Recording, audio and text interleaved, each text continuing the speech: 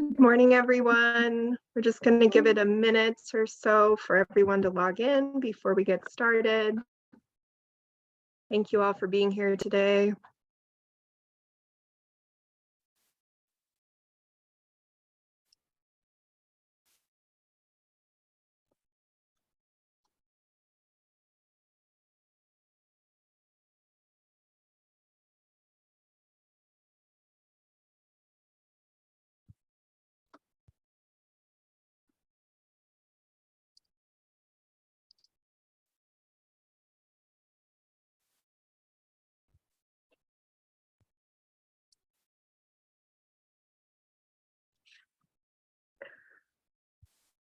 All right, we'll go ahead and get started. Good morning. Thank you so much for joining us today for this general information session on the Biotechnician Assistant Credential Exam, sponsored by the Montana Bioscience Cluster Initiative, the Montana Bioscience Alliance, and Evergreen Bioscience Innovation. My name is Nicole Rush. I'm with Missoula Economic Partnership, and I'll be emceeing our webinar and introducing our featured presenters this morning, as well as moderating our Q&A at the end of our presentation. And our goal today is to expand awareness about the Biotechnician Assistant Credential Exam, or BACE, as I think we'll be abbreviating it today, among you industry leaders and educators across the Pacific Northwest, and especially here in Montana. And our webinar sponsors are all working together to expand the opportunities in bioscience in our region. We see the potential of this industry and its incredible projected growth forecasted over the next decade. And part of all of our work involves career development in biosciences so that we can ensure we have created the education and training programs that prepare workers for the career opportunities that will be available to them in biosciences, which are truly extraordinary. And before I introduce our featured presenter, Tammy Mandell, I wanted to introduce you to Katrina Rogers, who is the CEO of Evergreen Bioscience Innovation. And as a partner, I am a partner in the Montana Bioscience Cluster Initiative, and I want to thank Evergreen Bioscience Innovation for their work to expand the BACE in our region. And I also want to give our Montana industry folks a chance to learn more about this new bioscience innovation group working in the Pacific Northwest and based in Spokane, Washington. So Katrina, I'll hand it over to you. Great. Thank you, Nicole. I appreciate that. May I share my screen? Yep. Okay, excellent. Let's pop in here. I want to click this guy. Here we are. All right, I'm just going to share a couple of slides with you. Greetings, everyone. As Nicole mentioned, I am Katrina Rogers. I'm the CEO of Evergreen Bioscience Innovation Cluster, among my many hats. And you may be asking me, what is an innovation cluster? And that's not an unusual question. And the answer really is nobody knows. We make a modern innovation cluster out of the resources that we have available in our local region. And a modern innovation cluster is an industry-led collaboration between members from the 5 economic sectors shown on this slide. Our vertical that we're organized around is contract services for the life sciences. And I know this resonates with many of you because we know that our industry uses contract services so that companies can be capital efficient while meeting their milestones and increasing their capacity. We are sponsored and receive our first initial funding through the Innovation Cluster Accelerator Program, which is sponsored by the Washington State Department of Commerce. And Greater Spokane Incorporated is also helping us stand up this cluster, but we definitely see ourselves as a regional play. And we anticipate that this will work as a healthy ecosystem by elevating the pain points, which will generate the ideas and expertise and money and community support, and then attract the talent that will allow those pain points solutions to be formed. And we will work to do that. We will do that work by elevating and sustaining relationships, by prioritizing and partially funding projects, as well as elevating the name recognition of our companies, both regionally so that our local businesses can benefit, and nationally and globally. Our top member requests for activities, we just had a collaboration event a few weeks ago, and they have asked us to work on a regional supplier directory, to also work on a capital landscape and asset map for the Spokane area, as well as industry educator connections. And that's what we're involved in here today, teaching you a little bit more about the Biotechnician Assistant Credentialing exam. If you're interested in the cluster and want to know more, the URL is here on the site, and I'm be happy to speak with any of you afterwards. Thanks for the opportunity to introduce the cluster, Nicole. Let's move it on to the fabulous Tammy Mandell. Thank you, Katrina. And we at the Montana Bioscience Cluster Initiative have been partnering with Evergreen Bioscience Innovation and their workforce development group, which is how I became introduced to our next speaker, Tammy Mandell, and the Biotechnician Assistant Credential Exam. And so before we transition to Tammy, I wanted to just note that we do have time for questions at the end of our presentation today. If you want to ask a question at any point, please just enter it in the question box, and I will moderate and pass it to either Tammy or Katrina at the end. And so now I'd like to introduce Tamara Mandell. She is the director for the education and training programs at Biotility. And Biotility is a program of the University of Florida launched in 2006 to prepare emerging workforce talent and advance incumbent employees for success in the bioscience industry. So they function at the intersection of academia and industry and partner with industry leaders to identify current training requirements and participate in course development. And Tammy has over 12 years of combined academic research and industrial biotech experience.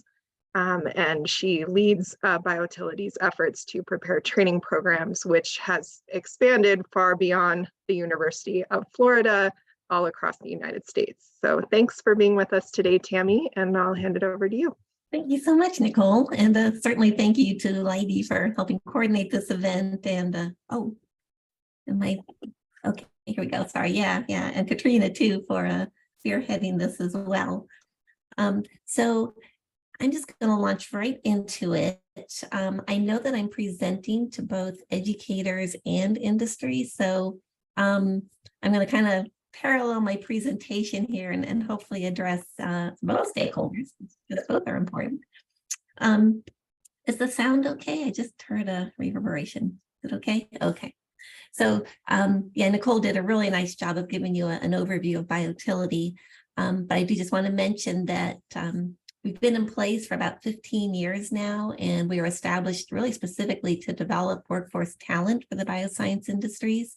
And we do that really in three ways. One is we do direct industry training, so certificate short courses for the industry, and these are available nationally for companies to participate in. We also do hands-on type training, at a local level. We also do a lot of professional development for educators, and I'll come back to that in just a little bit. But of course, we're here today to learn about the Biotechnician Assistant Credentialing exam, which is the credentialing arm of our organization. So the BACE was actually launched over 10 years ago, and it came about at a time when the U.S. Department of Education, that was known OVE, right? The Office for Vocational and Adult Education, was really transforming how we look at technical training. So historically, we call it VOTEC, right, or vocational education. And back in the early 2000s, this transitioned into what we now call career and technical education. And the reason for this transformation is that we really wanted to advance, right, these technical programs into recognizing that they're more than, your traditional wood shop, home economics, right? That these are actually high growth, right, emerging careers that students can learn technical skills in, tangible workforce skills, but then also advance them into post-secondary programs. So kind of removing that dead end, thought process about technical education. So biotech is really the perfect example for that, because students in biotech or your biomedical science programs are really learning complex concepts in science, but in the context of hands-on activities, so that when they're done with these programs, they are really ready to go to work, right?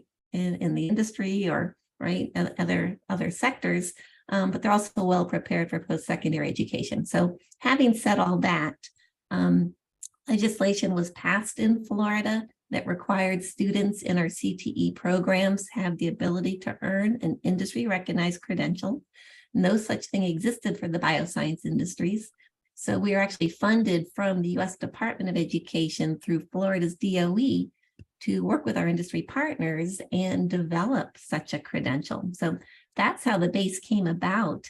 And certainly as similar legislation, has really passed now at a national level, especially with the reauthorization of the Perkins Act in 2018, this has really become a much bigger conversation.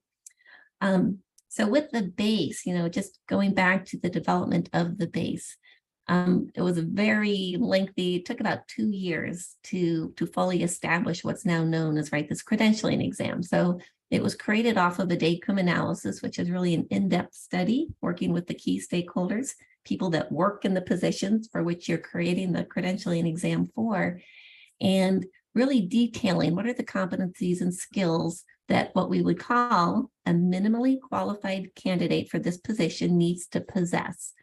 And from that, the framework of the BACE was created. And I will mention that that framework is reviewed by our National Advisory Board every 3 years to make sure that the framework, that builds the BACE remains relevant to the industry. And, for maintaining a controlled exam, that's a controlled process. So we follow the ISO guidelines of 17024. That not only ensures the quality of the exam itself, but it also ensures a fair testing environment for all candidates who are sitting for the exam. So once you have the framework created, then you actually need to build out the categories of that framework as well as the questions to the exam itself.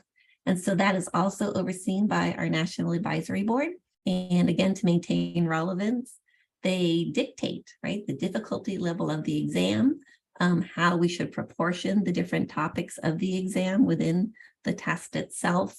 They provide a depth of knowledge ranking, how deep do they need to know this particular topic? And so that then becomes what we would call, it creates the parameters of the exam or the exam scope. And just like, with a product, in the biopharmaceutical industry or the industries itself, we have specifications for the exam. And those are what then define the scope. So when we talk about the BACE, one thing to keep in mind, and I don't mean this, I mean kind of no pun intended, but it actually serves as the BACE. It's a foundation. It's not an exam that's specific to biomanufacturing or quality control, any specific role. What it does is that it ensures that somebody coming into, for an industry position has, the minimum qualifications, as a technician, but importantly, they can now easily be trained on company-specific protocols, whether it's in biomanufacturing or quality control or quality assurance, or even in the facilities, different areas of the company itself. And certainly in a GMP compliant facility, training is going to be required regardless. So somebody who holds this credential then can be brought on, that the time, of training is greatly reduced, cost is reduced. And certainly now you have somebody who's shown the aptitude for the work and, really a willingness to be successful in this role and to grow. So then coming back then, so I was talking about, the framework of the BACE and the categories. So the exam is actually broken out into 2 parts. We have a practical component and a knowledge exam. And you can see then the distribution of the topics within the exam itself. So, on the practical exam side, it's pretty heavy in the biotechnological skills. And the next highest ranking category is the applied math.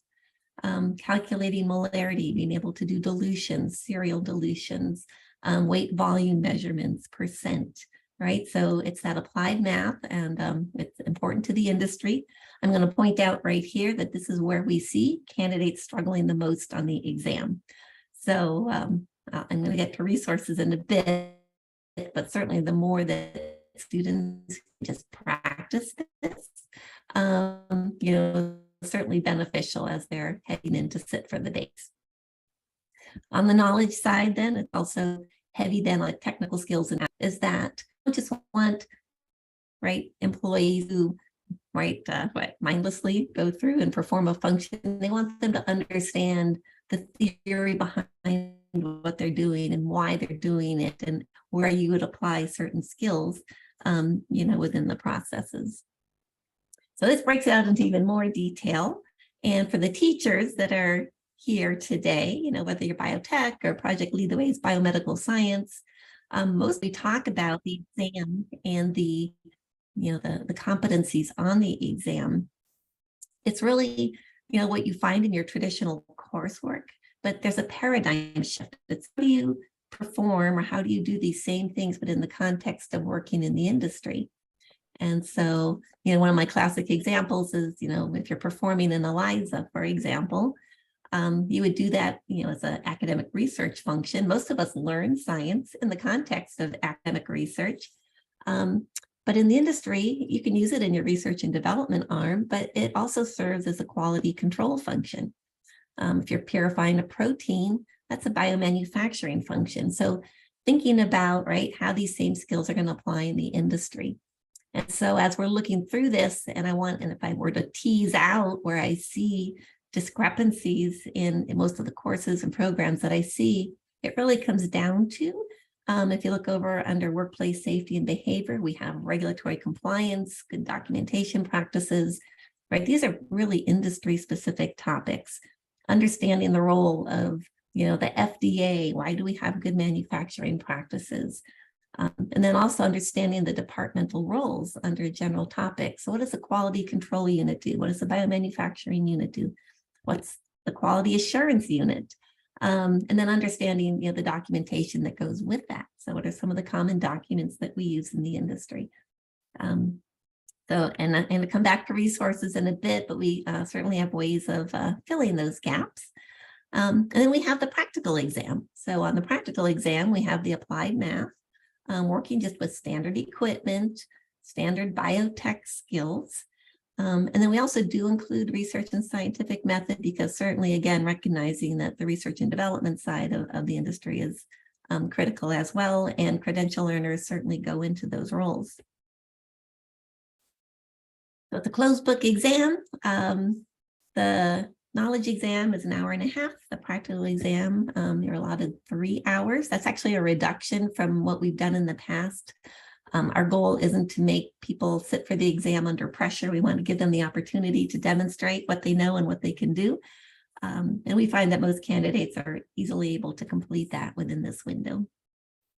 And this is also dictated by the National Advisory Board. So historically, the BACE has been administered as 2 separate testing events: a knowledge exam, which was done at a computer-based exam, and then a hands-on practical exam. And during COVID, our advisory board granted us permission to administer the full exam as a computer-based test. We did do a psychometric analysis that was conducted by a third party, and that demonstrated very close alignment between the two. And so this year, the board granted this to be a permanent change so that test sites have the option of either doing a fully computer-based testing experience, or they can go back and stay with the traditional method of, but now it's all paper and pencil based, where it's the hands-on practical. So I did mention resources, and I'll have more, but if you register as a test site, and there's no cost to register, and it doesn't commit you to test, but if you do register, then you have access to 2 practice exams, which have also been developed under the guidance of our advisory board. So they're closely aligned to the exam itself and give you an experience not only of the rigor or difficulty of the exam, but how the questions are asked, kind of experience the topics too. We do have other resources, biotech career readiness. We have other candidate learning tools. I will go back and say with the practice exams that they're modular, and we have forums that we offer that talk about how to integrate them into your curricula. but it does provide a nice opportunity for teachers because they get feedback on how their students are performing on these practice exams. And they can, from there, kind of identify maybe where we need to supplement the instruction or have a little bit more practice. These are some examples of the positions, probably the most, right, of the positions that we see credential earners being hired into. So technician level roles, whether it's in the quality systems, the biomanufacturing, process technicians. The reality too is, I certainly appreciate that, right? The project Lead the Way Biomedical Science, even most of your biotech programs, they're difficult programs, like we mentioned early on, and that the students are really looking towards post-secondary education. So those that do continue, they're snapped up as undergraduate research assistants, entering paid internship positions, or working part-time as they're continuing on with their education. But of course, if they do need to step directly into an employment, then the credential certainly provides, right, that leg up and opportunity into those jobs. And then the other thing that I love about, again, Project Lead the Way's Biomedical Science and Biotech programs, that they don't bottleneck students into a particular career or career path. I think it really lays the groundwork for a lot of opportunities. And so if we look at where credential earners are being hired, it's really representative of the industry sector at large. We have some that are going into biopharmaceutical related positions, some that are going into agricultural positions, dietary supplements, what else do we have? Medical devices, testing, contract testing services. So there's just a lot of direction, food, the juice industries. So yeah, it really opens the door to a lot of opportunities and interests. And one thing I did want to quickly mention is that we were funded by the National Science Foundation. I shouldn't say we, it was the Center for Global Health Innovation, which is based out of Georgia. And that's housed within the Georgia Bio organization. So they were funded, and I serve as co-PI because the NSF really recognized that as credentials are becoming more of a hot topic throughout the country, that they wanted to make sure that it was a credential of value that they were holding up, for the bioscience industries. And so this is funding the expansion and increased awareness of the BACE.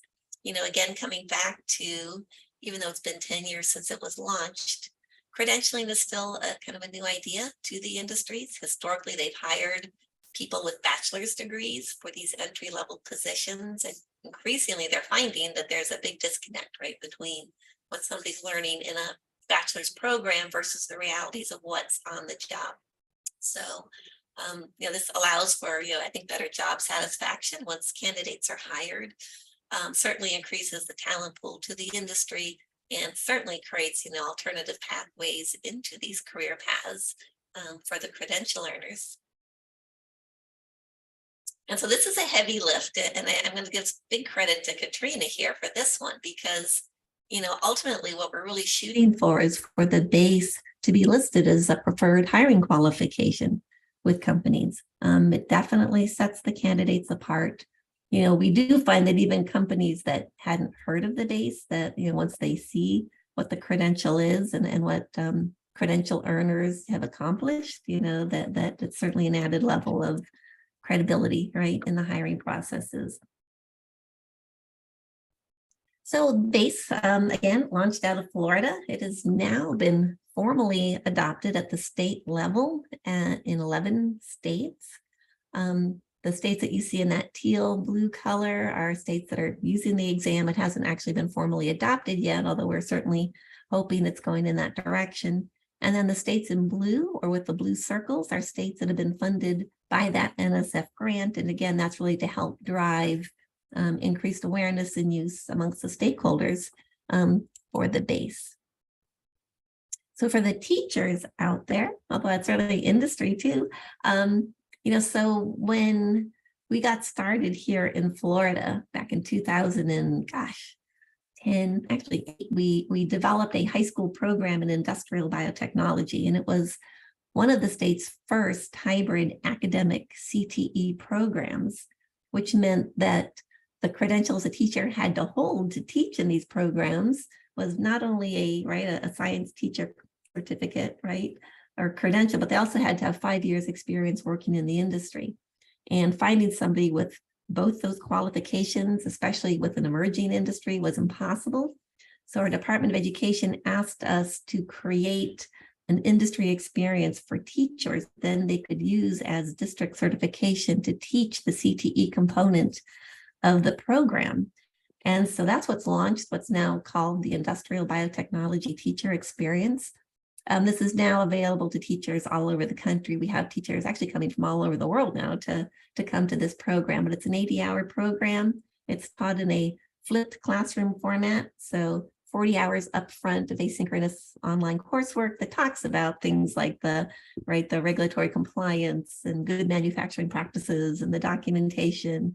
And then you come to our site for a week and we go through all the techniques that you're probably already familiar with, but if not, we certainly have practice for that.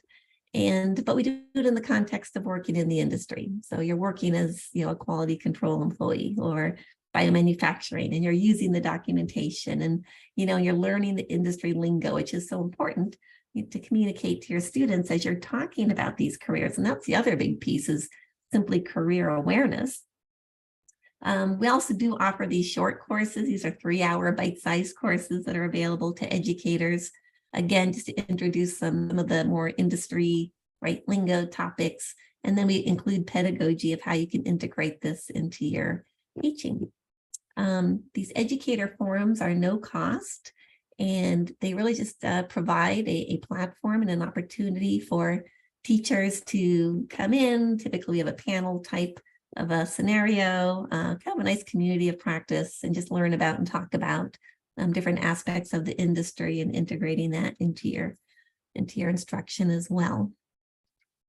I do want to mention that Biorad aligned the second edition of their textbook with the BACE.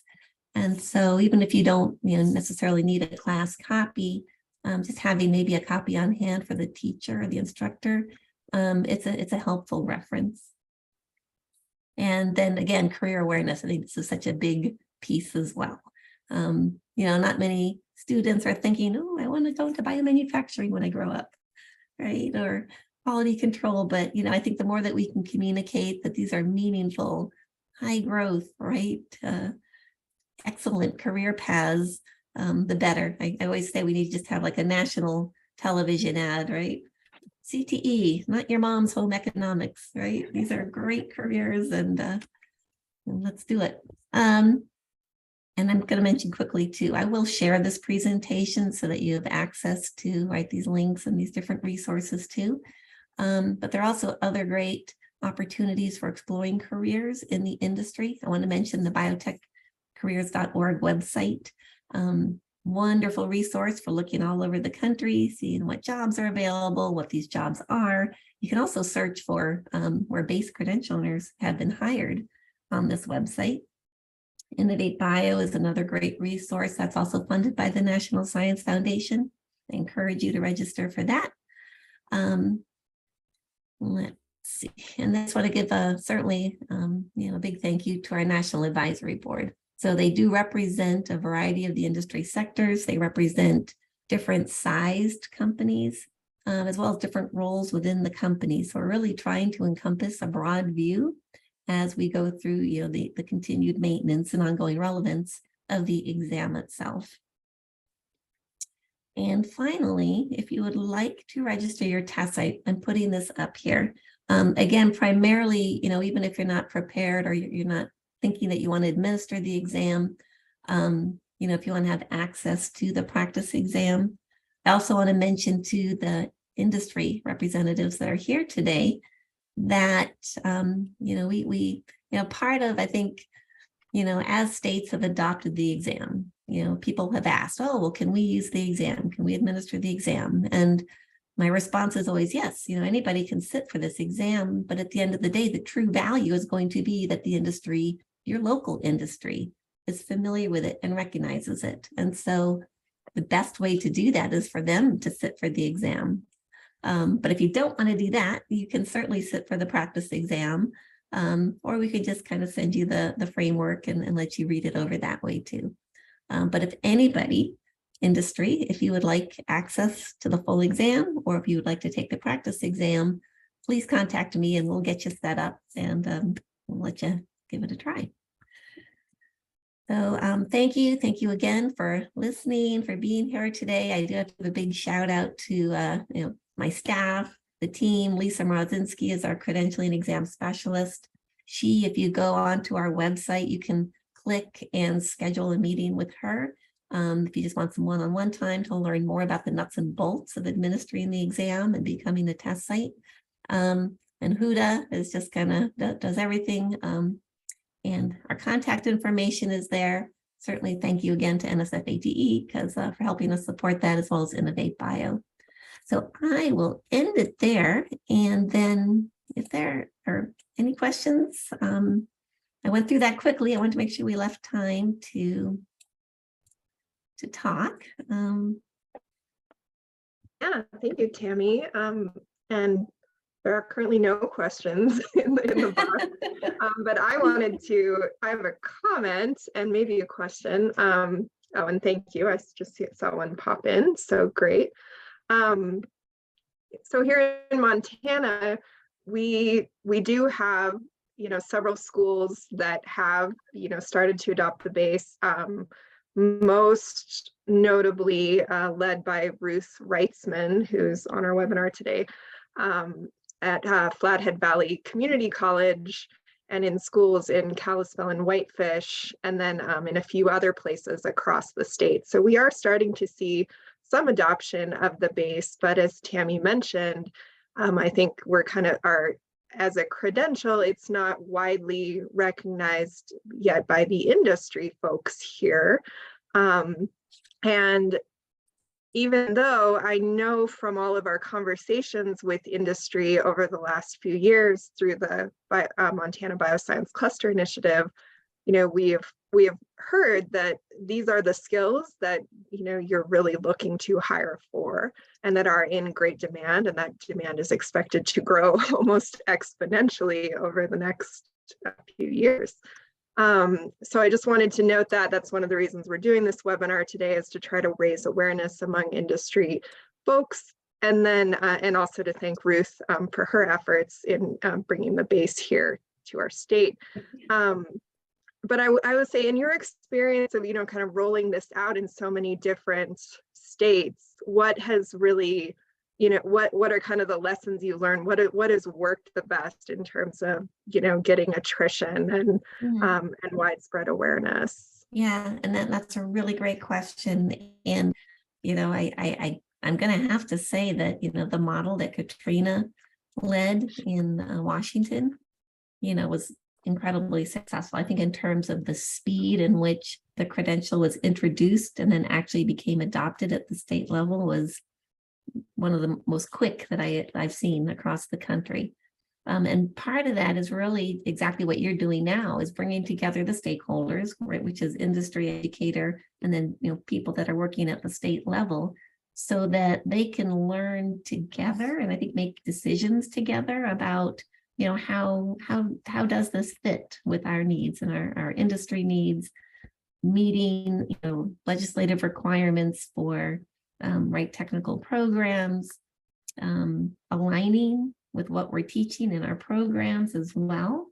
I will note, having said that I think one of the things that excites me most about credentials, and this isn't only true for the BACE, is that I think they have really become the pinnacle of connecting industry and education, because I've been doing this now for, to be honest, almost 20 years. And I've been to so many focus groups where I keep hearing industry saying, we need this, and educators going, And I know educators are putting this in their curricula, or trying to, but it almost seems like people leave these focus groups and then they just go about their business, and credentials are making it happen. They are becoming that link of the conversation between industry and education.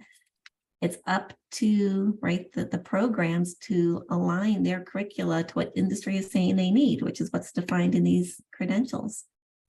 And and that's what's making it happen. So I do think that it's helping drive partnerships with the schools, and maybe that's the other piece too that is important, is having an industry partner, and I know the schools know this, right? Industry advisory boards, who can make use of this.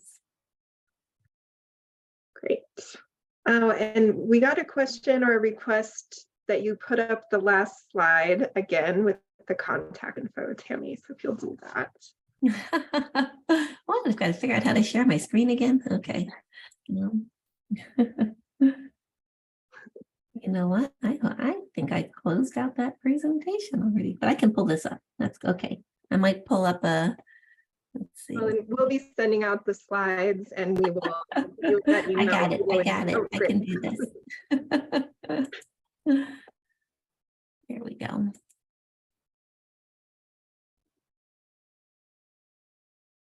Okay.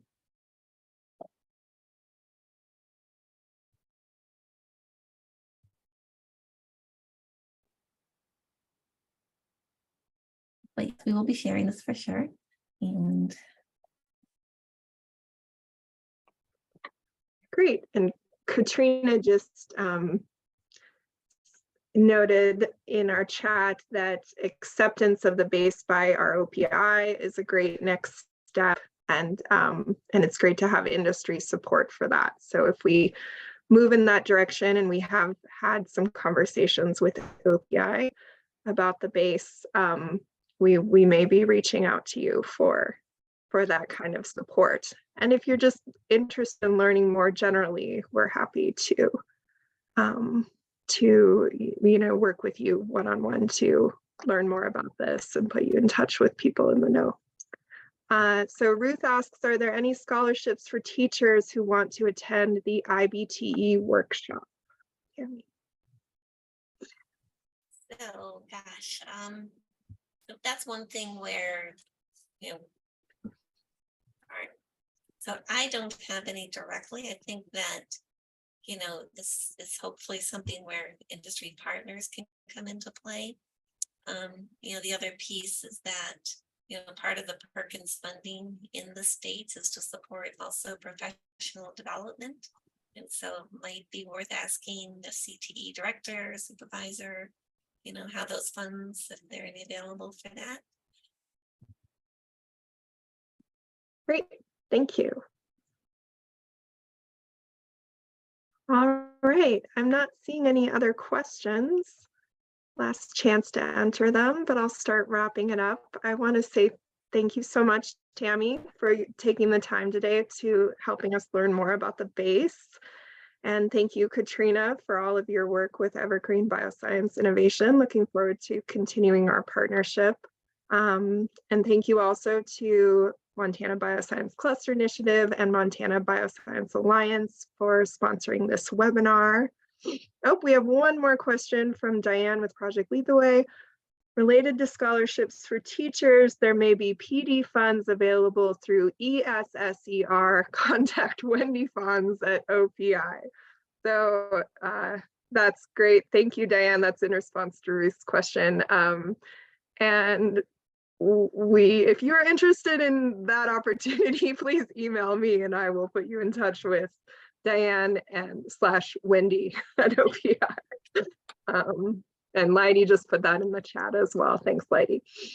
All right, we will end the webinar here. We will send out the recording and our contact information if you'd like to learn more about the BACE and stay informed about our efforts. Thank you so much. Have a wonderful day. Thank you. Thank you, everybody. Thank you.